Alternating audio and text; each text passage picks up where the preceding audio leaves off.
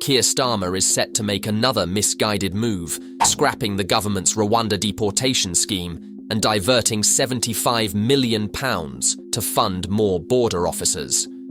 But will this really solve the UK's immigration crisis? Or is it just another political stunt? Starmer claims the Rwanda scheme, which costs millions without deporting a single person, is a gimmick. Yet his alternative, a plan to expand the powers of border officers and use counter-terror laws against people smugglers, seems just as flawed. The reality is, Labour is proposing to hire more specialists and create new roles, but that won't address the overwhelming surge of illegal crossings, up 35% from last year. Throwing more money at the problem won't change the fact that the immigration system remains broken.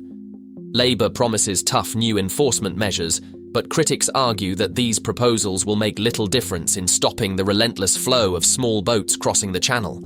Even former Tory MP Natalie Elphicke, now defected to Labour, admits the Tories have failed to secure the borders. But Labour's promises seem no more effective. And let's not forget, Starmer's plan would allow asylum claims from illegal immigrants, directly contradicting the government's current law. While Starmer pledges to make British shores hostile territory for smugglers, his plan raises serious doubts. Extending counter-terror powers and seizing bank accounts might sound tough, but it's hard to see how this will lead to meaningful results when people smuggling operations are more sophisticated than ever. Smugglers will simply adapt, leaving the UK with the same issues, just more bureaucracy.